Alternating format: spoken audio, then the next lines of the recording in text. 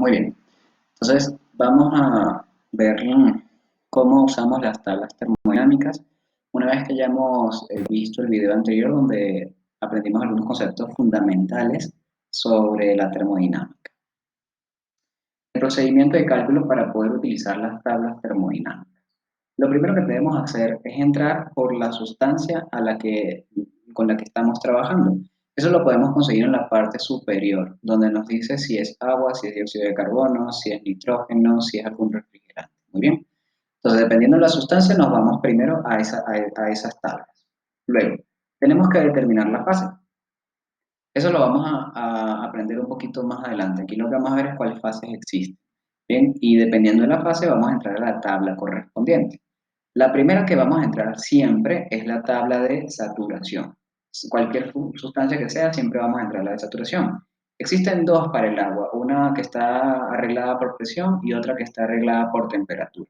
Por lo general se encuentran esas dos siempre. En las otras, casi siempre solamente por temperatura.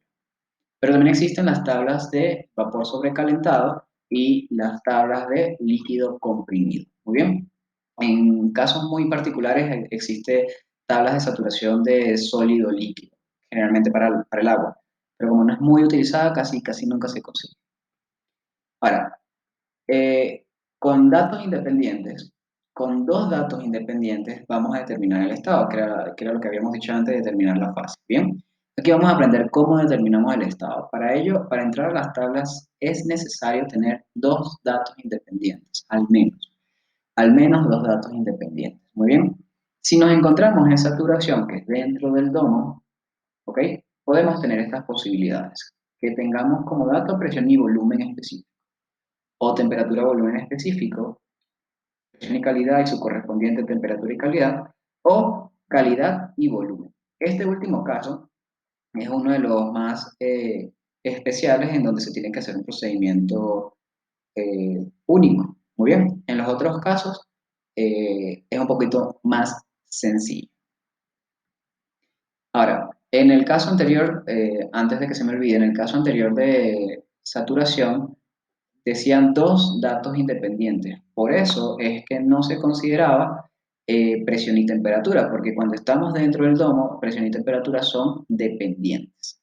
Ahora, si estamos en vapor sobrecalentado, que es la que se resalta, o estamos en líquido, que es a la derecha del domo, o estamos en líquido comprimido, que es a la izquierda del domo, podemos tener las siguientes posibilidades. Aquí sí podemos tener dos datos que son presión y temperatura, porque fuera del domo, estas dos son completamente independientes. También podemos tener temperatura y volumen o presión y volumen. Bien, con esos datos nosotros podemos identificar el estado en el que se encuentra la sustancia. Ojo, cuando decimos volumen específico, también se puede sustituir por entalpía, por entropía o por energía interna. El procedimiento va a ser el mismo. Ahora, una vez que ya tenemos los datos independientes, ¿cómo se procede? Como tenemos varios casos, vamos a analizar cada uno de ellos. El primero, si tenemos presión y temperatura. ¿Qué debemos hacer si tenemos como datos iniciales presión y temperatura? Bueno, con la presión o con la temperatura, con cualquiera de las dos, vamos a determinar la fase según lo que dice acá. Si la temperatura es igual a la temperatura de saturación o la presión es igual a la presión de saturación, nos encontramos en líquido vapor. Si la temperatura es mayor a la temperatura de saturación o el inverso para la presión, estamos en vapor sobrecalentado. Y si la temperatura es menor a la de saturación, estamos en líquido comprimido. Vamos a ver un ejemplo aquí en esta tabla, que es la de saturación para el agua arreglada por presión. Muy bien. Supongamos que el dato es de que estamos a 3 kilopascales. Bien. Cuando estamos a 3 kilopascales, el agua saturada tiene una temperatura de saturación de 24,08 grados Celsius. Si el ejemplo nos dicen que estamos a 3 kilopascales y a 100 grados Celsius, pues obviamente los 100 grados Celsius son mucho mayor que la temperatura de saturación. Cuando la temperatura es mayor a la temperatura de saturación, podemos decir que estamos en vapor sobrecalentado. En esas condiciones que acabo de decir, el agua estaría como vapor sobrecalentado. Ahora, si el caso fuese de que estamos a 3 kilopascales, pero justamente a 24,08 grados Celsius, con estas condiciones, cuando son iguales, estamos en líquido vapor. Si el caso fuera que estamos a 3 kilopascales, pero con una temperatura de 10 grados centígrados, En esas dos condiciones, como la temperatura es menor a la temperatura de saturación, nos encontramos en líquido comprimido. Como les dije, las tablas para el agua se pueden arreglar por presión o por temperatura. Aquí vimos cómo entramos y cómo definimos una fase cuando está la tabla de presión. Vamos a ver cómo sería utilizando la tabla de temperatura. Las condiciones son exactamente las mismas. Bien, eso no va a cambiar. Lo que va a cambiar es cómo vamos a entrar en la tabla. Ya no vamos a comparar la temperatura, sino vamos a comparar es la presión. Supongamos que tenemos un ejemplo en donde tenemos 20 grados Celsius el agua, fíjense que sigue siendo el agua saturada. Bien, y tenemos una presión de 100 kilopascales. Bueno, a 20 grados Celsius y a 100 kilopascales, la presión que tenemos es mucho mayor que la presión de saturación. Cuando la presión es mucho mayor que la presión de saturación, pues estamos en líquido comprimido. Ahora supongamos que estamos a 20 grados centígrados y exactamente a 2.339 kilopascales, pues en estas dos condiciones nos encontramos en líquido vapor, en una mezcla líquido vapor.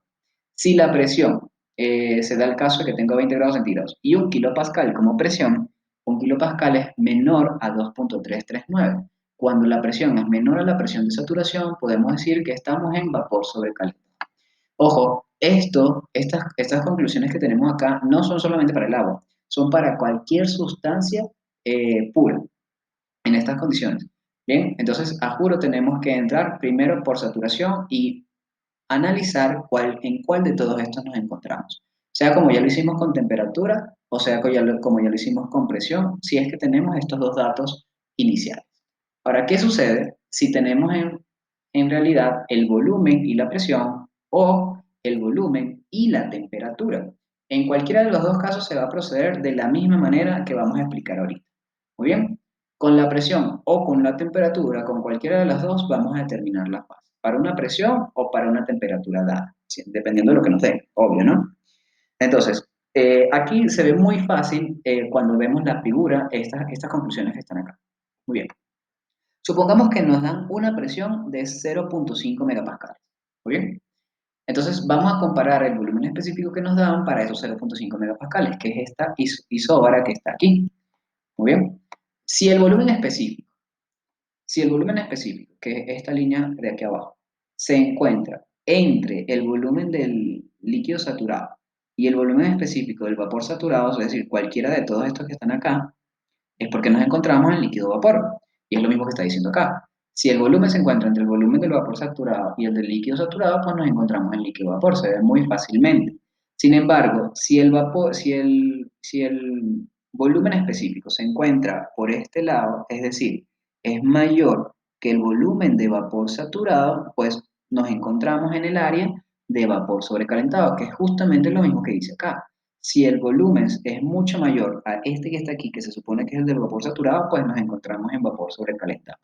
Si nos vamos al otro extremo, si el volumen específico es menor al volumen del líquido saturado, que se supone que es el que está aquí, pues ¿dónde nos encontramos en líquido comprimido? Que es lo que nos está diciendo acá.